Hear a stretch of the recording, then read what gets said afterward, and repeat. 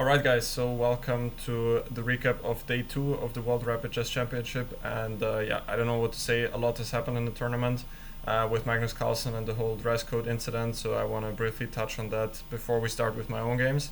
So as you probably all have heard, Magnus Carlsen left the tournament because he had some disagreements with FIDE about the dress code, and I just want to briefly give you my opinion on what happened and my stance in general.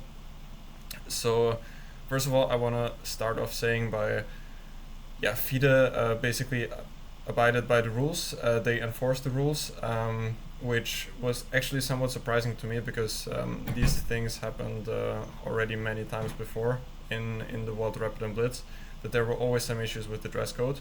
But usually, at least with the high-profile players, especially with Magnus, for example, they've been very, I don't know how to say it, but they tolerated it basically. But this time they were really enforcing it heavily, as we saw. So I think I don't know if you could call that a good thing, but at least everyone is kind of treated equally, even though that's also not the case, because as many people pointed out, there are many players on the lower boards that also don't abide by the dress code, and at this point they are not really getting punished because they don't attract that much attention as if you're playing on the top board. So it's a hard topic overall. My opinion is that a dress code is very important. Like, you cannot play in shorts or whatever, but how Magnus was playing with jeans, but he was dressed very nicely other than that, I think it's just totally acceptable. Like so I think just the rules need to be changed. This is the main thing. When it comes to Magnus's reaction, as many people pointed out, I think it also had to do with his play in the tournament overall. Like, if he would have been leading the tournament, he probably just would have went and changed his attire. But that's just how it went. And I think what I wanted to say was that this is kind of a breaking point for chess overall, I think, because as Magnus said in the interview, he's kind of going to war with FIDE. At least that's how it sounded. And also, as many people pointed out, it might have to do something, or probably it has to do something with the fact that there have been some discussions also with the ongoing issue with Chess 960 and FIDE existing next to each other basically. And as Magnus said at numerous points, that he is a big supporter of the freestyle chess, as it's called nowadays, even though I prefer the term Fischer random chess or Chess 960, but okay, that's just my personal opinion. So this also might have to do something with that, I'm not sure. But it's just a pretty sad development, also, at least in my opinion, because I think Magnus will now, I don't think we will see him compete in many classical chess tournaments anymore. I think he will just now shift to Chess 960, which I'm very heartbroken to see, because I grew up with him being the best player and in the world, or even of all time, and to me still he is that. And I was always a big fan and supporter of Magnus. I still am, of course. This whole thing didn't change my opinion of him, but it will be sad to see if he will compete even less in the standard chess, at least. That's kind of my feeling about all of this. And also, as many people pointed out, actually FIDE needs Magnus more than Magnus needs FIDE. So we'll see how it develops.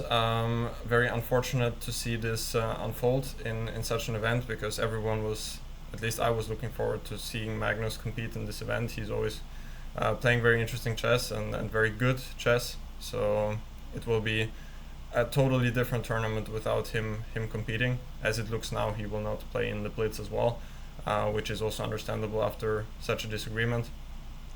But just to summarize everything which I said, I think the main points are that a dress code is important, but the rules for the dress code as they are standing now are far from optimal. I think if you're dressed at least somewhat normally, like if you have some normal pants, and I think a dress shirt and maybe a formal jacket is important as well. then it's totally fine. Like yeah, that's just my opinion, just to be dressed normally, but you don't have to like overdo it like this. So yeah, I expect we're gonna see a lot more things happening. Like there were some tweets. I think Nakamura tweeted that. What do you guys think about that? Everyone will go go to the games today wearing jeans, kind of like a protest. Yeah, we'll see. We'll see how that happens, how all of this unfolds. But yeah, that was just my stance on all of this matter. And yeah, now I would say that we have a look at what happened with my games yesterday. So yesterday was a bit better of a day for me. I won my first game, as you can see now, and I drew all of my other games against stronger opposition. So in the first game I played against a South Korean player who, actually I talked to him after the game. He is actually a university professor in South Korea for Korean history, and he got a wild card for the tournament because he also has like a national master title in the US, and he's one of the few masters in the US that also has a PhD title. So yeah, that was interesting. He was a very nice guy. I talked to him after the game as well, and I was basically shocked that he played so well because his FIDE rating is like 1700, but he played yeah, at least 2300 level in my opinion. So this was a very tough game, but let's have a look at what happened. So he started by going d4, and I went for this line h6, which I believe he briefly prepared before the tournament, and he surprised me a bit by just blitzing out his moves, since h6 is actually more of a sideline. So the point is that I'm avoiding the main lines up to d5, knight c3, and with h6 the point, if he goes now knight c3, I play like an Nimzo Indian, where I have this semi-useful move h6, but white has already his knight on f3, which in the Nimzo sometimes white wants to put the knight to e2 after e3 and bishop d3.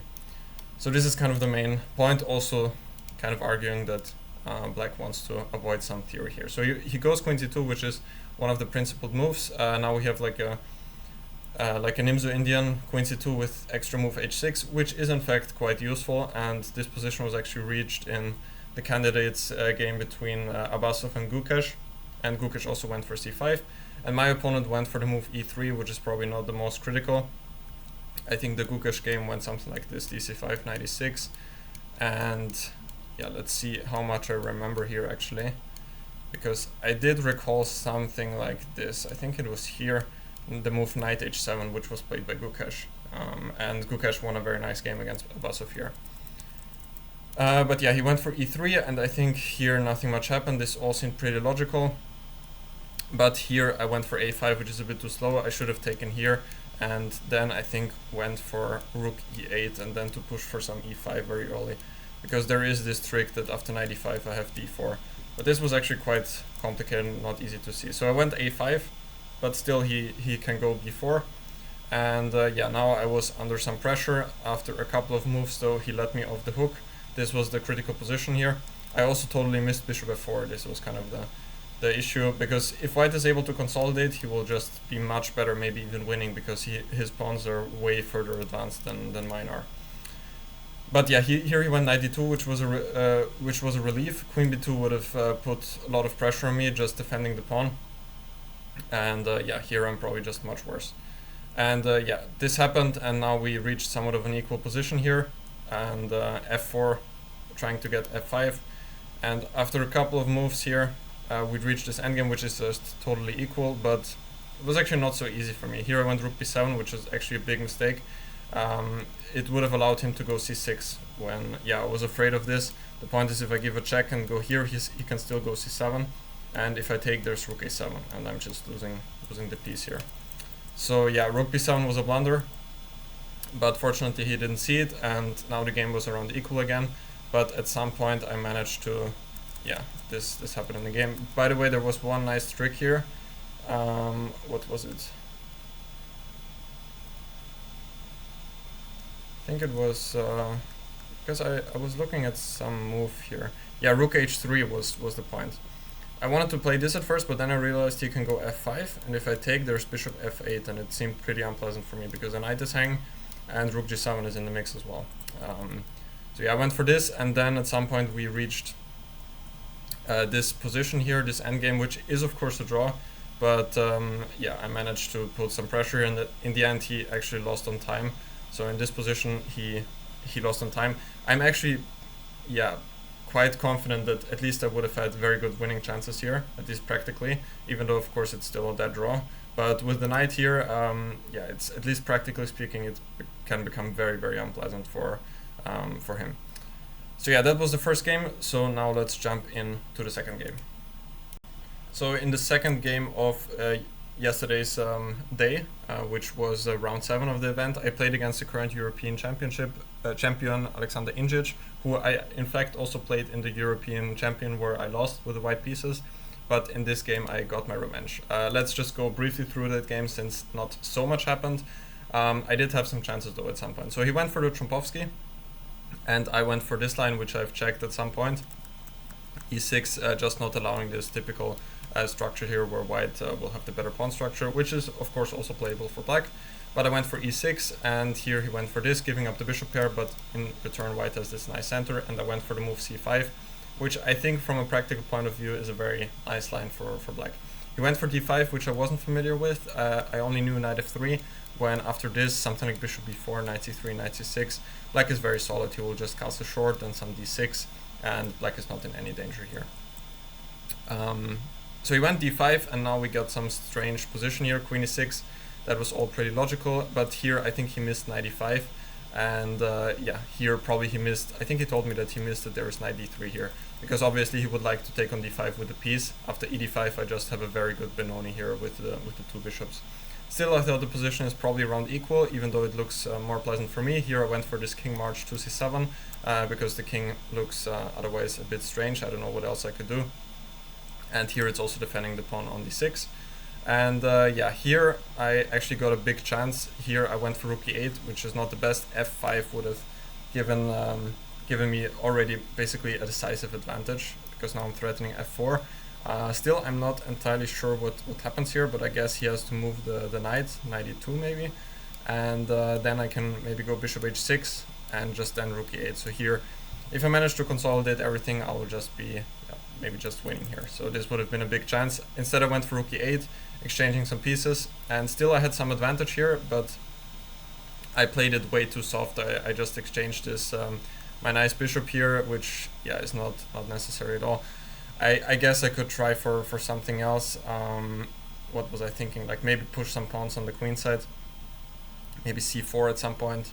Maybe even here. c4, knight d2, and then something like, I don't know, maybe I could bring my king also to c5 at some moment. But it wasn't so clear here. Like, I'm a bit better, probably objectively, but the knights are tricky as usual. Yeah, I went for this, and I think here nothing much happened anymore. Maybe I should have played c4 instead. I was a bit upset that I didn't go for this, and then trying to bring the king to c5.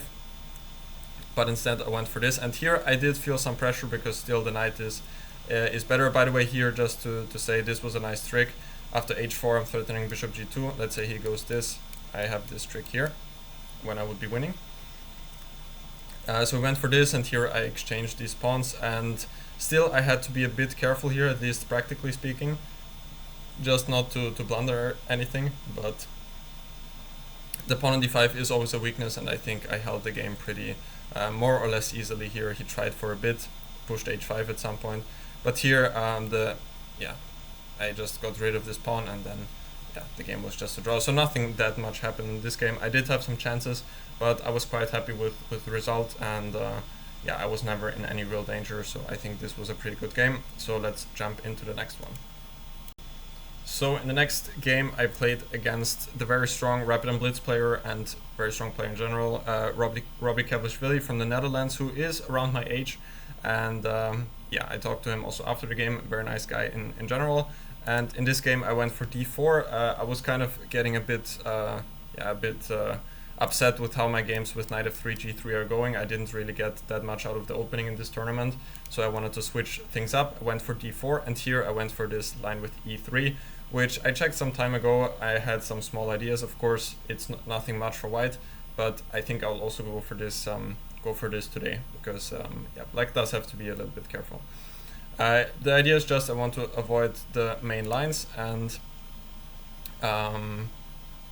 often go for some sort of Zuckertort with bishop d3, then b3, bishop b2. For example, if black goes e6, this is kind of the usual setup which white wants. And yeah, bishop b2, knight d2, maybe knight e5, f4. These are the typical ideas here. But he went for bishop f5, and here I could of course transpose to a Slav with c4, but instead I played bishop d3, which I still somewhat knew that it's yeah, a very solid and decent continuation. And here he played e6, which is definitely a move, but maybe a bit better for black is to go either bishop g6 or to take here. Just the only trick is to watch out for queen b5 check, winning the pawn here, but after something like c6, black is very solid as well. White will try to get something like c4 and then knight c3, e4. But yeah, there's not that much happening here. But he allowed this, and now at least I have the better pawn structure. Again, queen d3 with the trick that I'm attacking this pawn and this, at the same time threatening queen b5 check. So he played queen c8, which is a good move. And yeah, now we got this position. D takes c4 surprised me a little bit. Yeah, it is actually not a bad move. But it just surprised me because it gives me the chance to now have this pretty big center, but it turns out that it was actually a very interesting decision. I was more thinking that he would do something like c6, but also here I have maybe the slightly better chances after something like bishop a3, getting rid of this slightly passive bishop. So we went for this, rook e8, bishop a3. I'm still intending to exchange this bishop at some point, but here he made a nice decision not to take here, but wanting me to take on d6, because whenever I take on d6, he will take cd, and then the pawn on c4 could become somewhat of a weakness.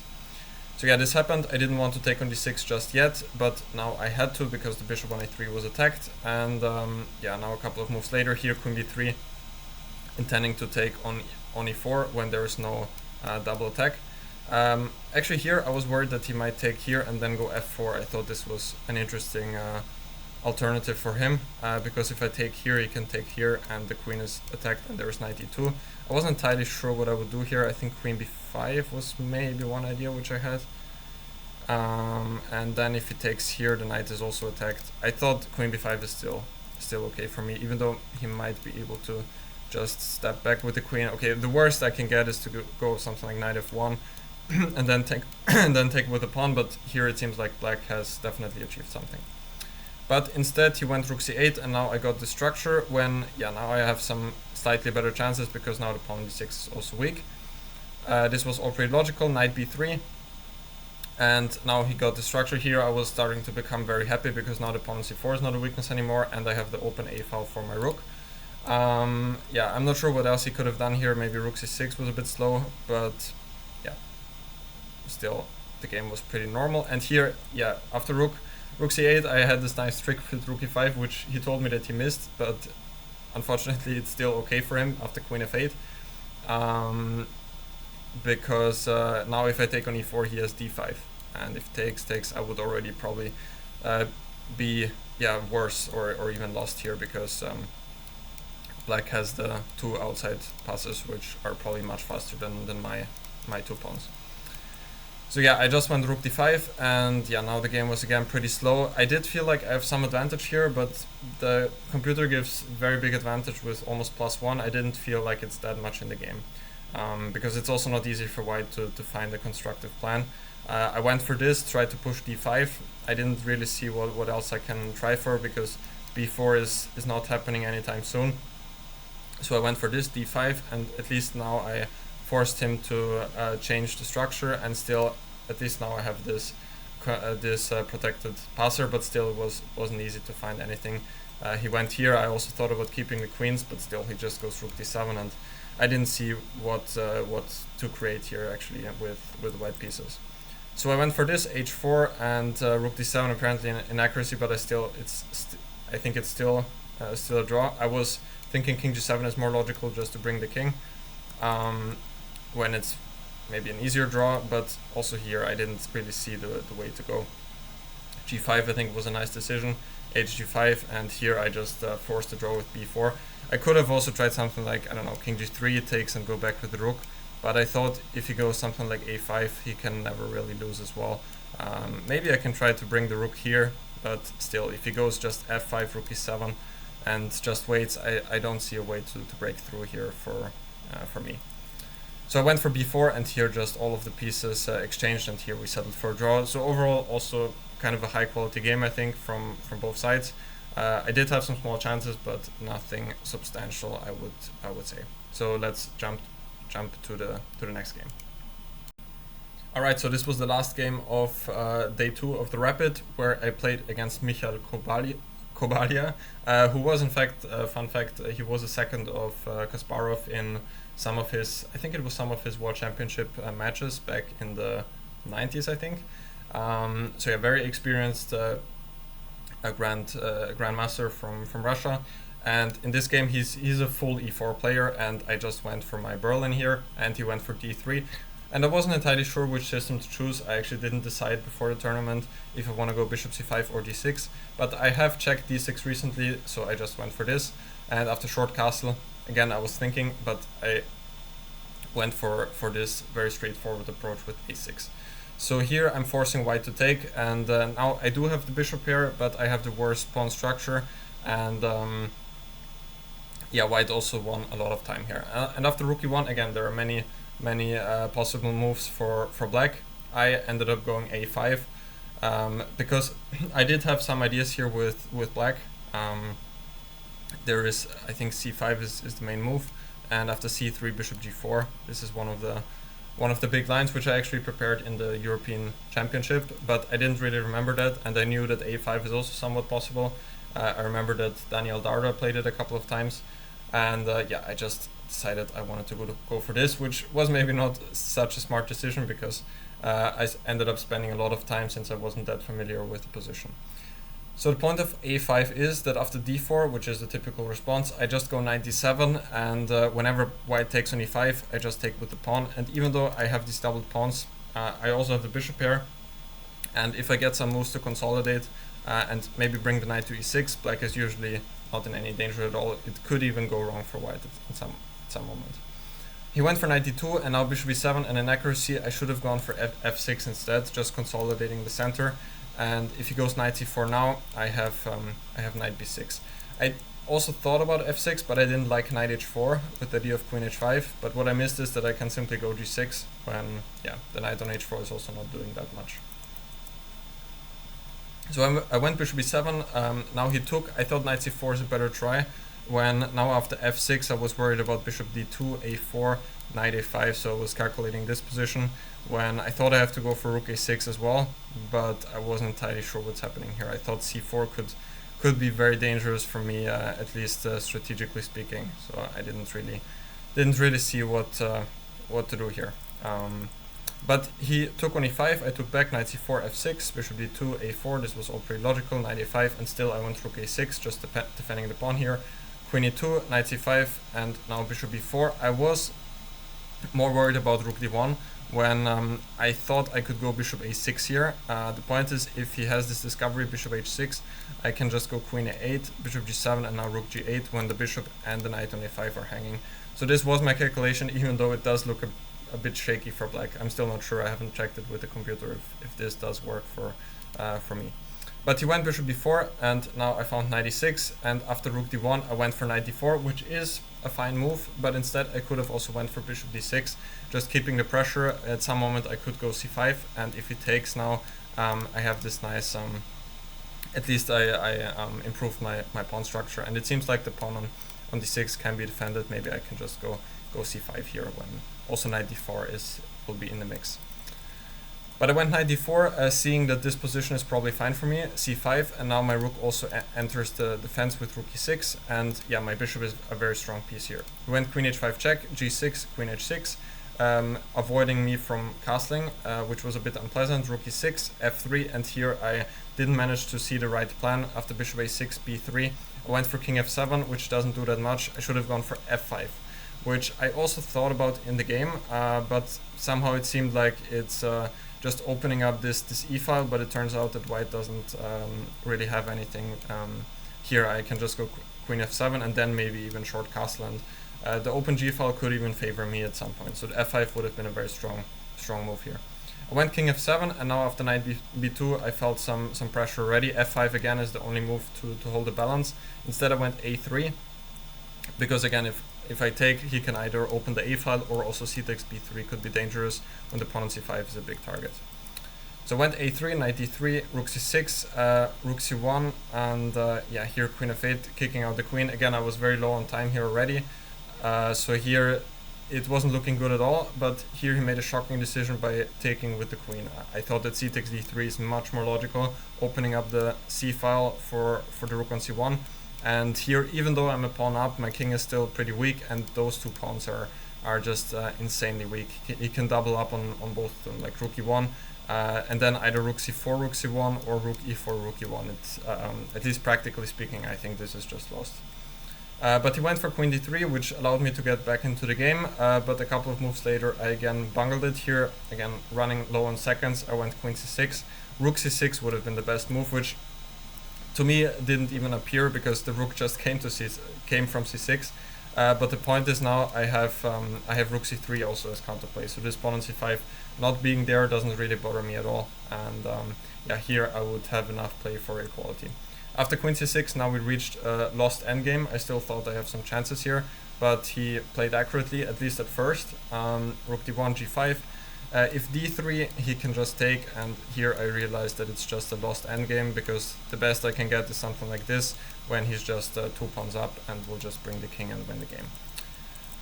So instead I tried g5, king f1, good move, rook e2, he took on d4, and now we reached this position. I was even thinking about resigning here, because it's just so lost, but I thought I would just play on, and in fact I was able to save the game. So yeah, I was a bit lucky in this game, but that's just how it is. Rook a1, take, and the critical moment arose around here. He went for f4. Again, here I was thinking about resigning, but then I saw this, and then rook a2, which still poses some practical problems, because now I can at some point take the pawn on c2, and then also the pawn on g2 is hanging.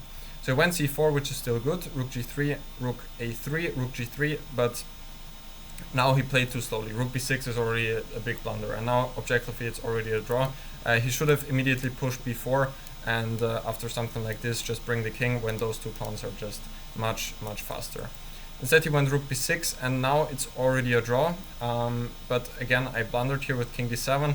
I should have gone rook d1 first and then to get rook d4, but he didn't use my mistake here. After h3 he went king d3, which now allows me to get this nice setup with the rook on c3. Instead, rook c6 would have still decided the game, because now I cannot move the rook to the side anymore, because the pawn on c4 is protected and he can just take here. But he went king g3, and now it's just a draw. He tried a bit more, but there's nothing for him to improve anymore as long as I keep my rook on either the b or c file that he cannot advance his pawn. So he tried a little bit more here, but in the end it was just a draw. So lucky escape for me, even though I have to say I think I managed to pose some practical problems in the stage of conversion for him with this rook a2 move. I think this was kind of the key moment. Still, of course, it was completely lost, but yeah, I think I managed to pose some problems here, and yeah, that meant that I finished the day with 1 win and 3 draws, which yeah, I was more or less happy with.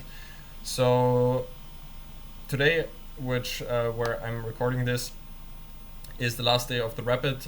4 more games to go, and yeah, my goal is to win 2 games and draw 2 games. This would be fantastic, that I end the tournament on an equal score. It's not going to be easy. In the first game I'm playing against Laurent Fressinier from France, former second of Magnus Carlsen, and yeah, we'll see how it goes. I was feeling like I could play better yesterday. I hope I'll be able to keep it up today. Anyway, tomorrow is the rest day. Yeah, of course the recap will come as well, and I'm just really looking forward to the Blitz as well. But yeah, first I'm gonna take care of the Rapid. So guys, I hope you enjoyed the recap of day 2 of the World Rapid Chess Championship. Let me know what you think about the video. If you enjoyed it, if you did, don't forget to leave a like and subscribe to the channel. And other than that, thank you for watching, and I will see you in the following videos.